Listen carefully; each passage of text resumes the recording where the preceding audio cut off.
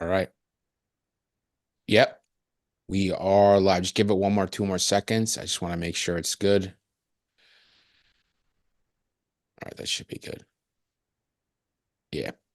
Hey everybody. We're live. Big news today with the IDF taking out Yahya Sinwar, the leader of Hamas in Gaza. And of course I'm here with Andy. Jason Lyons isn't here. He's got a real job and real responsibilities, unlike us. Hey, thanks the Oh, implicit comment there. no problem. Yeah, so some wild news. It seems like it wasn't even a targeted attack. It seems like it was just got lucky and got the right guy, which is great. Yeah, it's a really interesting story actually, D, because the guys who killed, I guess it's essentially a fire team. The soldiers who killed Yahya Sinwar were conventional soldiers. They were a fire team. About four of them had gone into to a building, and they hadn't even expected it to fully clear it. I mean, they went in clearing mode, but the building had been mostly demolished by an airstrike. It was Wednesday Israeli time. And the interesting thing is, as I said, these soldiers are conventional. Not only that, but they're from a school. They're Oh part wow. of they're part of the IDF's Infantry Commanders and Combat Training School. And my apologies to Israeli listeners for butchering the Hebrew here, but they're called their Bislamach Brigade. Bislamach is a Hebrew acronym of the Infantry and Commanders Training School. So when they go to war, when Israel goes to war, they activate the Bismarck Brigade. They empty all of these instructors out.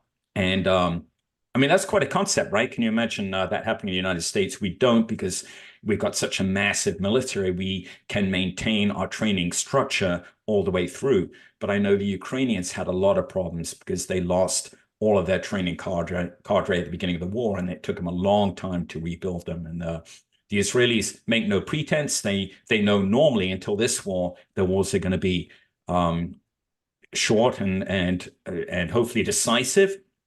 And so all hands go to the pump. Manpower is the big thing. And so these guys went in. They've been in the Bismarck Brigade has been in Khan Yunis, where this happened on and off since March. They replaced the paratroop brigade from the 98th Division, and they've most of the time it's been relatively quiet. Just the pattern, maybe contact every few days, but nothing really significant until now. And it was just extraordinary that the most sophisticated, arguably the most sophisticated intelligence assassination machine in the world scores one of its greatest victories purely by almost by chance, inadvertently. And it's I think, remember our conversation last time about the balance between conventional and soft, and Yeah. how the Israelis have had to rely heavily on soft. But this is just a reminder that the ordinary ground pounder plays a very important role in common war. Yes, by chance, but nevertheless, it was doing what they do. Um, so they also found apparently large amounts of Israeli cash and identifying documents on the bodies. They thought at first they might have killed, if they're thinking, what is he doing here by himself? He wasn't around other. There were three others in the room. Three others were killed. No, I'm sorry, two others, and they were apparently his bodyguards. Mhm. One of which was a teacher for UNRWA, by the way, which is Oh wow. yeah. Um, so in the initial IDF announcement, they said that we killed him unintentionally. They don't mean they didn't need to kill him. They mean that it wasn't, it was pure chance without prior intelligence. Um, and we don't know exactly where this occurred, but we do know it's in Khan Yunis, and that's in the Bismarck's training area.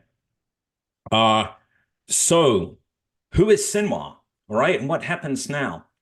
Um, Sinwar, Yahya Sinwar, who has a misleadingly kind of playful name, was he was arguably the most hardline of the hardline Hamas leaders. Even Hania uh, at even Hania at one point seemed, well, Hania was a moderate by comparison. Even Hania mentioned the possibility of a two-state solution one time way back in 2017. Probably, he regretted Which it. But the feels point like, is, yeah, it probably you, feels like a yeah, lifetime you ago. you would never have got that out of Sinwar's uh, mouth. He was an uncompromising strategist, and that's a key point. And this is not eulogizing a terrorist, but he was a masterful strategist, and I'll explain a little bit why he was. Um, he combined. I mean, he had a sharp intellect, but he wasn't an orator. He sounded like a thug, I'm told, when he spoke in Arabic, which he was essentially a thug. But it would be misleading to just call him a thug and dismiss him, because you have to look at the preparation and what he built Hamas into. Um, and it was arguably among the five Hamas leaders, not arguably, he had the most credibility. He was recognized as being head of the organization, uh, perhaps even before he was elected head of the organization in Hamas back in 2017, just by sheer force of character. Um, he spent 22 years in Israeli prisons.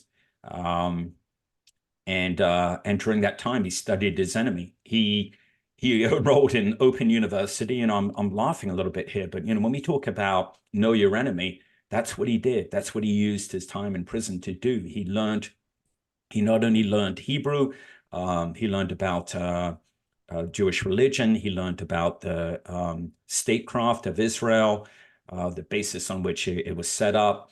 He learned his his interest in learning about his adversary went way beyond military capabilities. And I think among all Hamas leaders, perhaps he had the best understanding of his enemy. He spoke fluent Hebrew. In fact, one of the Shin Bet interrogators said that his Hebrew was actually better than his jailers. I mean, it was Oh, more, wow. yeah, it was more educated. I mean, the jailers probably spoke as though they're from, the Israeli version of Brooklyn. I knew it was coming. Whereas he Probably was, right. yeah, he'd at least he'd at least um, studied the grammar. Yeah, he Um, enunciated. yeah, yeah. So his real name, not that anyone really cares at this time, was Abu Ibrahim, which is far more forgettable than Yahya Sinwar. And it's important to know where he came from, right? He's actually same age. He's a year older than me. He was born in Khan Yunis, which at the time back then was a hotbed of Muslim Brotherhood activity. This was during the 70s and 80s. You don't really think about the Muslim Brotherhood having a hold in Gaza, but it certainly did in that part of Gaza, particularly in those years. And so he was in the Muslim Brotherhood. He was a prominent activist. Um, and just one point about the Muslim Brotherhood. Again, not a defense of the Muslim Brotherhood, but you've got to understand the appeal that an organization like that has, and the squalor and deprivation of a refugee camp, right? I mean, it offers when you've got massive unemployment and everything. The Brotherhood offered an unequivocal message of insurrection as kind of divine destiny, right? The backing of God. And that is what separated them and then Hamas from secular organizations like Fatah. And that appeal, the religious appeal, really caught on among young Palestinians. It gave some pride, direction, and self-respect um, in the refugee camp, and it gave them something other than subsisting off UN handouts. Um, and it's interesting that was a social, just like Hezbollah and later Hamas. There was a kind of a social welfare aspect of the Brotherhood, as far as um, kind of unofficial unemployment, neighborhood watch, neighborhood support. Okay, I'm saying that because it's important to know the appeal that these organizations have and why they have such an appeal. And I would argue, or I don't really need to argue, I think it's pretty that even, you know, guys like you and me, just and Jason, growing up in an environment, may well have fallen into that. You know what I mean? We Yeah. certainly, I mean, why not? I mean, we're all type A, I hate that term, but we're all activists, right? At heart, all of us, we want to change things. And so you can imagine why, you can see why the Brotherhoods had such an appeal. And then so there was a guy in the Muslim Brotherhood back then called Sheikh Ahmed Yassin, and Sinwar was smart enough to get in fairly tightly with him. He gained his confidence, and as a Brotherhood loyalist, and that really helped him subsequently. It kind of gave him a halo effect because Yassin headed up Hamas when it was founded in 1987. Remember, Hamas was formed just as the first Intifada was kicking off. And when Yassin formed Hamas, Sinwar formed a group called Al-Majid. He was only 25 at the time. And that Al-Majid became infamous for punishing basically anyone who committed any kind of infraction. Morality offenses were what Sinwar started with, you know, targeting shops that sold sex videos and hunting down and killing anyone suspected of collaborating with Israel. And there's more to that later. Sinwar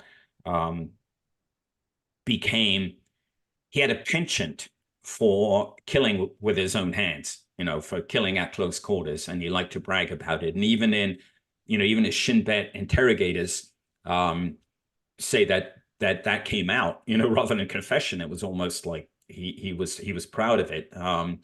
You know, for instance, he confessed to punishing a suspected informer by getting the man's brother to bury him alive, finishing the job using a spoon instead of a spade. You know, and he strangled people personally. I mean, not the sort of guy that you want to bring home for tea, but at the same time, he had this curious charisma. He drew people to him. You know, you know these people. I mean, the playground bully, the guy who everyone is afraid of, right? But there's some part of him they want to be him too, because he just didn't seem to be afraid of anything. And he showed, you know, his interrogators said he showed no emotion, you know, and he probably, I think he knew he was going to die anyway. I mean, there was just basically no way out for him. I think he was quite philosophical about it. I mean, he made and forgive me if I'm misquoting this, but he quoted Hussein Ali saying just a few months ago. He said there are only 2 days, or when 2 days. There are 2 days where you need to. Oh, 2 days. He's talking about death. I'm sorry. There's 2 days when you come into contact with your destiny. If it is not your time to die, then you have nothing to fear. And basically, if it is your time to die, nothing that you do will save that. So he was kind of I mean, he was a fatalist in that sense. But so anyway, in 1988, he goes to jail for killing 2 Israeli soldiers, for planning the abduction and killing of 2 Israeli soldiers. And then he was arrested again and he's convicted again for the murder of 12 Palestinians, and given 4 life sentences, right? And this is the beginning of his 22 years in prison. But what is strange about this is, far from removing him from relevance, his time there, which, you know, some of it was in solitary confinement, and all of which was, you know, was spent studying. it really cemented his position within the organization. Um, and and there are those who argue that when he was released from prison in 2011, he was already kind of the de facto leader of Hamas. And how did he do that from prison? Well, you've seen the movies, right? I mean, he imposed his authority pretty ruthlessly, punished informers. He positioned himself as a leader among the prisoners, and negotiating on their behalf with with the Israelis, um, and basically enforcing discipline among the inmates. Um, the the guys who are interrogating him, um, the Shin Bet, there's a guy named Michael Kubi who has spoken about him, about Sinwar, and because he of all Israelis, there's probably one or two who know him well. One was a journalist who covered Sinwar. I can't remember the guy's name, but Kubi was a Shin Bet agent. Spent about 150 hours questioning a Sinwar. He's insistent that he used no brutal methods, blah blah blah. But his impression after that time was of someone very brutal, aggressive, and charismatic at the same time. Which is a good description of any any bad acting leader, really, when you think about it. I mean, something has to draw people into that dark circle, and it was his force of personality. So when he was released, this is an interesting part. His brother, we're going to get to this, his brother Mohammed was involved in the abduction of an Israeli soldier, Gilad Shalit, and it was he was captured it was after a 2006 cross-border raid, cross-border by Hamas into Israel, and was held by Hamas in Gaza for 5 years.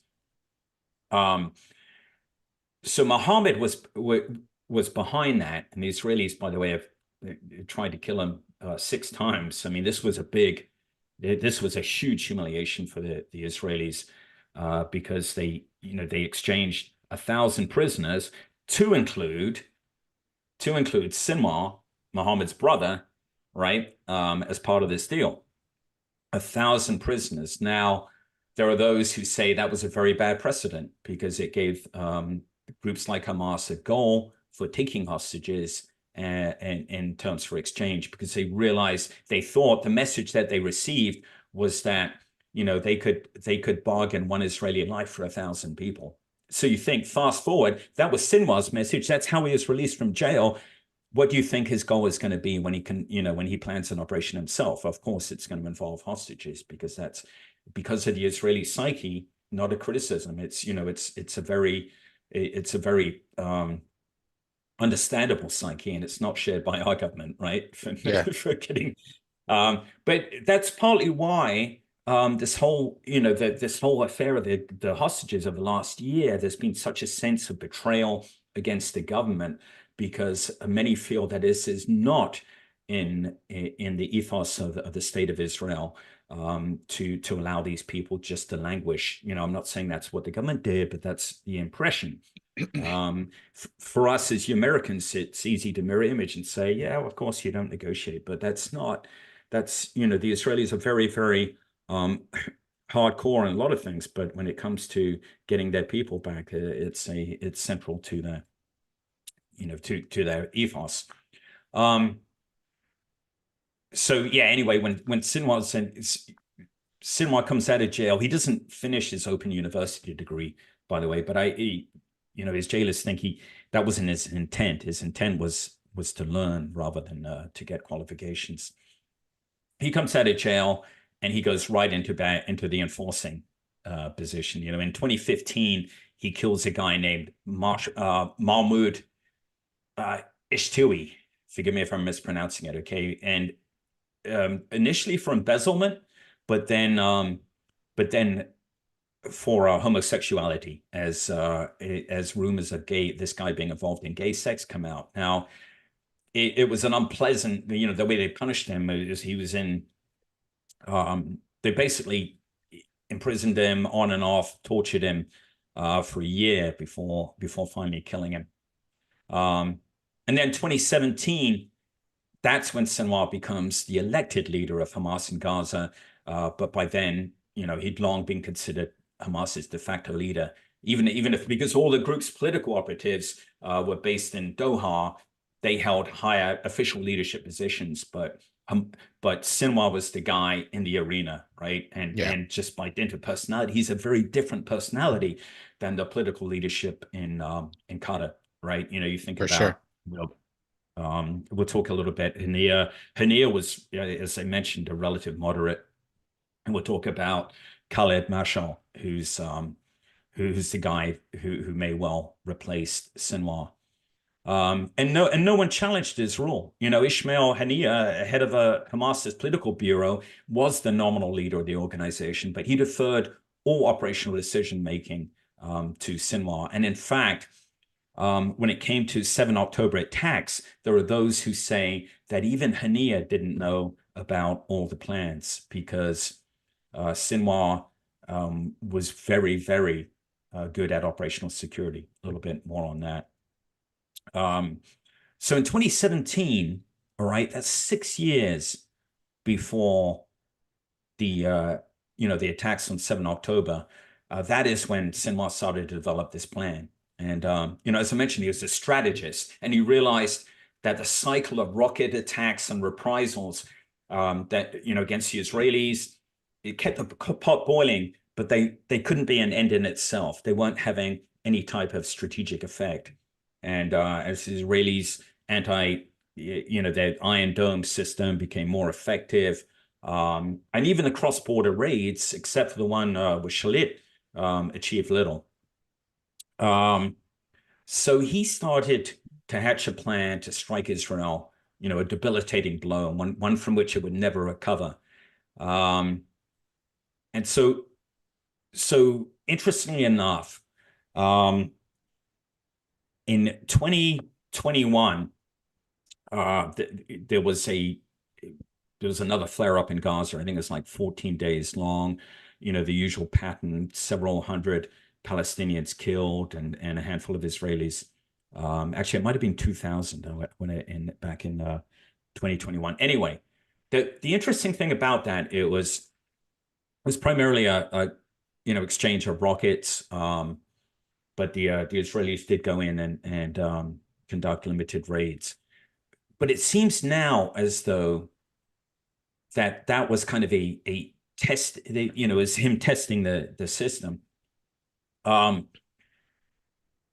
He had, and he was low profile during that time because he wanted the Israelis to think that he was focused on governance of Gaza, right? And the Israelis were offering economic incentives. Sinwar had his life saved by an Israeli surgeon while he was in jail, so maybe the Israelis thought that he, might have developed a soft spot for them. But not the case, So even back in 2014, sorry to jump around a little bit, No worries. Sinwar started talking to Hania. We know about this, about enlisting Iran's support for an attack. And so from 2014 onwards, they were getting large amount of money from Iran, some $100 million annually in all the years up to 2023. And that was really Sinwar and Hania's doing. And because the rest of the Hamas leadership, Mashal, were opposed to Iran. Well, not opposed, but they had pissed Iran off because of their opposition or their support for the Sunni revolution against Assad in Syria. So Sinwar is the guy who recognized they needed a state sponsor. All right, and that's significant. Without that, they would still, Hamas would be a tin-pot organization. I mean, some might say it still is, but I mean, incapable of launching an attack like it did. And then, all the time, I mean, Sinwar's, despite his gangster appearance and speech, he's fairly sophisticated in the fact that he continues the deception. In 2018, he gives a briefing to the international media. You can look it up online, and he signaled his support for thousands of Palestinians to break through the border fence separating the Gaza Strip from Israel as part of peaceful protests, though. Okay, and then um, after that, though, he's not foremost in being very bellicose, and the Israelis think that that he's become a pragmatist. And indeed, he appears to be. He supports temporary ceasefires with Israel, prisoner exchanges, and even a reconciliation with the Palestinian Authority, right? Even after they try and kill him in 2018. Um, uh, but all the time, he's getting closer to Iran, and that was quite an achievement in itself. A partnership between a Shia country and a Sunni Arab organization is not an obvious one. Yeah. Both share the same goal to end the state of Israel and liberate Jerusalem, and that's what Sinwar hit upon. And of course, it was part of Soleimani's master plan. It was Sinwar who came with the plan, who started to plan this, the attacks, but he had a deputy who was head of the Al-Qassam brigades, Daif, right, who's also dead now. And Daif may have been the only other guy who knew something about, not the whole plan, because no one knew about that except until right near the end, but certainly a lot of the plan and what they were working for, because starting in 2018, Hamas started to organize exercises, right? Training exercises around Gaza. And it wasn't just Hamas. They brought in PIJ and a couple of the other Palestinian groups. And in those exercises, and you can look this up on, I think there's a good BBC article about it, and YouTube, some interviews with Hamas, from Hamas members. They were practicing things like reaching fences, destroying tanks, and clearing kibbutzes. Okay, so and they built this mock kind of training. It's amazing. They did this under the eyes of the Israelis. They had a training area. It was near the coast in central Gaza, and it was the ground was below. I mean, it was below ground level. So it wasn't clearly, you couldn't clearly see it unless you were right up on it. It was very well chosen, and they conducted extensive drills there. They did at least four major exercises before 7 October. By that I mean, once every few months, right? But in between that, there was a lot of other training taking place. Even hang gliding training, training and operating drones. So all this stuff had to happen under the eyes of the Israelis, all right, to put together what became quite a very sophisticated attack. So you can, credit to him in the sense that, no, credit, but you know what I'm saying. I mean, Yeah. smart guy. Him and Daif putting all this together. And all the time, he's convincing Israel that he cares more about ensuring that the workers in Gaza had access to jobs across the border and had no interest in starting a new war. So, after the 2021 war, although these flare-ups are hardly wars, in 2021 battle, it's all part of the same war. Israel did seek to provide a basic level of economic stability in Gaza, and they offered incentives for thousands of permits for Gazans to go to work in Israel on the West Bank. That was 2021, and then gradually over the last couple of years, 2022, 23, they've started to replace workers from Gaza with workers from Southeast Asia, which may have added to the kind of the angst building, the pressure building within Gaza, because these jobs were disappearing. And interestingly, too, after 2021, as part of the subterfuge, Hamas refrained from military operations against Israel. Very interesting.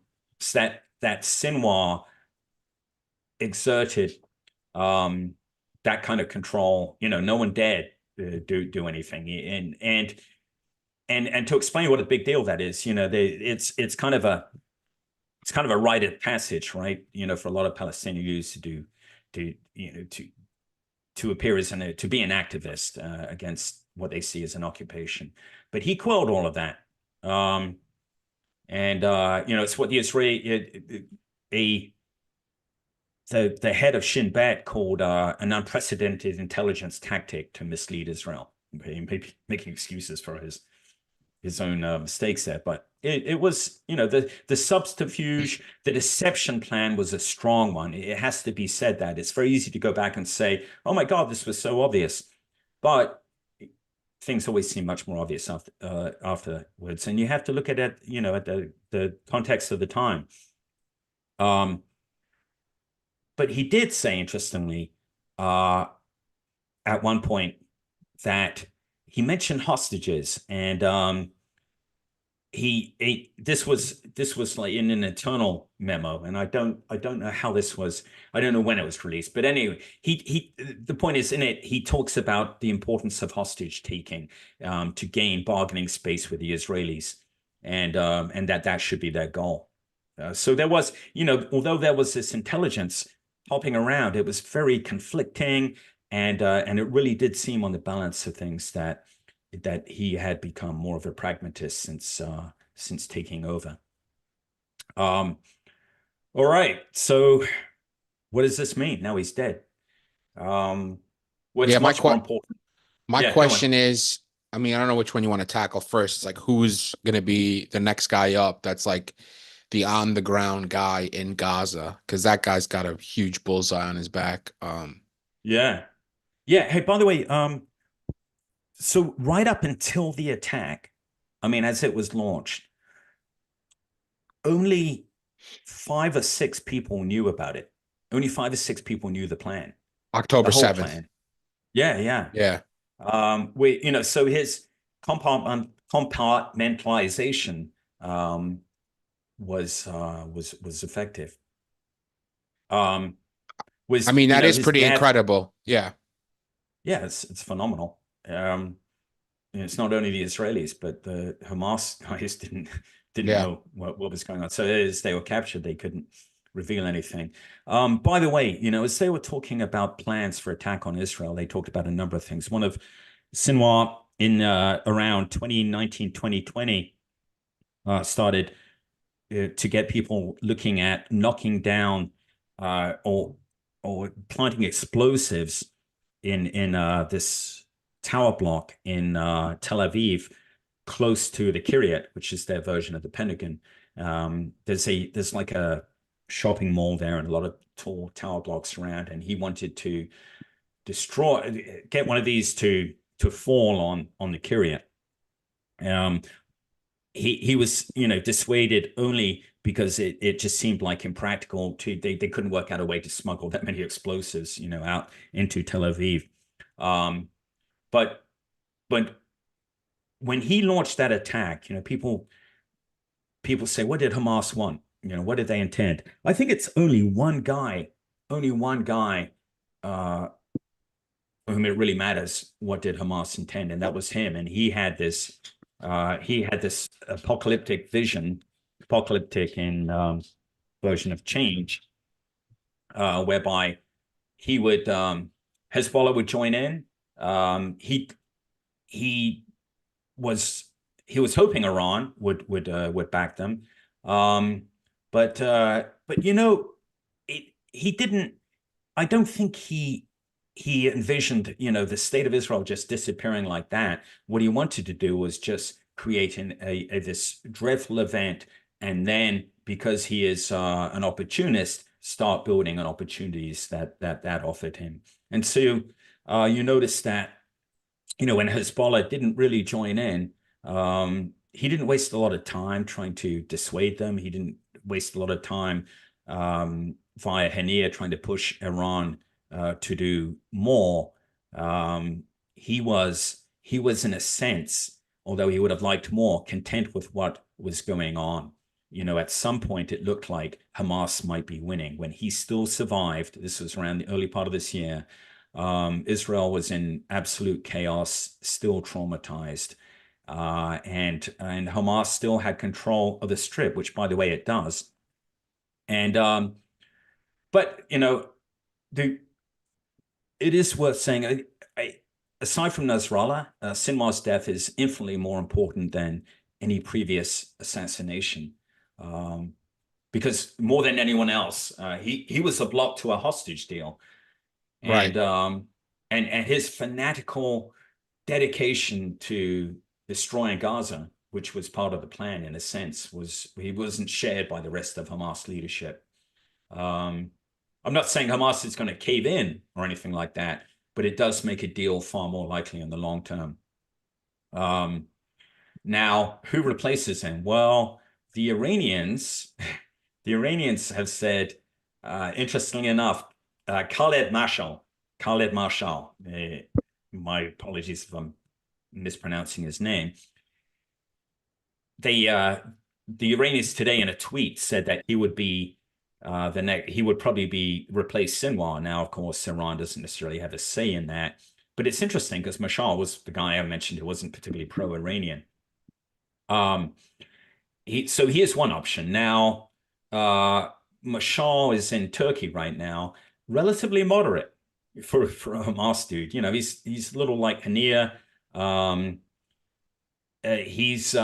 He achieved fame in a unenviable way in back in 1997 when Mossad tried to kill him in Jordan, and it was a botched assassination attempt. They poisoned him, and then as he's flapping around in hospital, of course, everyone knows. I think they capture a couple of Mossad agents too, and all the poison and everything. And King Hussein, the king of Jordan, says he's furious, and he says, you better fucking give me the antidote now. And Israel did. They they caved in. So that is why Mashal is Wow. still alive. Yeah. Um, and at this, by the way, at the same time, after botching that attempt, is when Israel agreed to release Sheikh Ahmed Yassin from prison as kind of a, hey, we're sorry for messing this up. So you see all these consequences, man. Yeah. Yeah. So I mean, it's a good chance it will be Mashal. In fact, he was when Hania was killed. Oh gosh, when was that? I can't remember. But when he was killed a few months ago, Yeah. a lot of people thought that it would be Mashal who replaced him. But there's another black swan out there. Ask me who the black swan is, D. Who's the Black Swan, Andy? Mahmoud Sinwar. His brother. Ask me if he's related. Yeah, his brother. Okay, so Mahmoud Sinwar, um, whereas Yahya Sinwar, has, I mean, he can talk to people and he's charismatic. Mahmoud Sinwar is just, he's like a Brooklyn dweller. I mean, knuckle dragging thug. Yeah. But a bright guy too. But just he doesn't have Sinwar's charisma. I hate to keep saying that, but he doesn't. Um, Mahmoud was involved, as I mentioned, in the abduction of Shalit back in 2006. The Israelis had tried to kill him 6 times, and in May of 2021, they thought they'd got him. In fact, a lot of people think that he may still be dead, but I think on balance, the indications are that he's still alive. Will he be accepted by Hamas leadership? I don't know. He may have the halo effect from his brother. But I would say it's unlikely that he would take over simply because, the Hamas leadership was always a little, Sinwar made him nervous, right? And his brother's going to make them nervous too. And his brother is an unknown quantity as far as talent. Um, so there you go, D. Yeah, I have Sorry, I have a sort of question. blab, yeah. No, no. In terms of like where Egypt falls here and like the forces in Egypt like that, do provide a lot of stuff to Hamas. Do they have a say? Uh, Because I feel like, listen, a Sunni militia, Are they really going to want to placate a Shia? I know, even though they are their biggest state sponsor and stuff like that, and they still want to keep them You mean happy. Iran? Yeah. Iran, not Egypt. Yeah. Yeah. You know what I'm saying? Like, wouldn't Egypt, and whether it's the Muslim Brotherhood or whatever else, have like any kind of sway there? No, no, not Egypt. Egypt is very much, at least the leadership, Sisi, very much anti-Muslim Brotherhood. Remember, Right. Yeah. Sisi Yeah. overthrew Morsi. Yeah. Um, Now there is, but there is strong Muslim Brotherhood support still within the Egyptian army. All right, Right. Sisi hasn't. Strangely enough, Sisi hasn't managed to purge that. But it's not. But I meant Egypt is not an overt or not a supporter of Hamas. Qatar, Not you know, overtly. yeah, Qatar. Well, some might say implicitly by letting the smuggling go on, whatever. But um, Qatar and Iran. Um, I don't know. Iran, as I said, would probably prefer Mashal. Undoubtedly, would prefer Mashal. But I don't know how this will affect the relationships. The main interlocutor with Iran, of course, was Hania, and he's gone. So you might see a weakening of that relationship, which is good news. Overall, I think this bodes well. And if people think I'm crazy for saying, what do you mean overall? A really bad dude is dead. And I agree, a really bad dude. But remember, we've talked before about sometimes you kill someone and it leads to worse consequences. In Sure. fact, the history of Israeli and our own assassination attempts are full of that, right?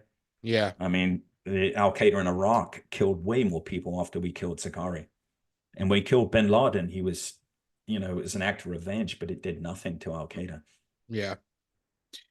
I mean, I hope this brings about at least a hostage deal. But I mean, you got to assume Hamas folks learned from Sinwar and they know the power that hostages hold, like the leverage they have with those. That's the only leverage they really have. It is, but I don't know. You see, the question is who can make these leadership decisions now? With Hezbollah, we've seen that even after Nasrallah, even after the assassination of its entire leadership, the organization didn't collapse. And that's because the command and control, surprisingly enough, and is distributed across, widely across smaller units that keep functioning.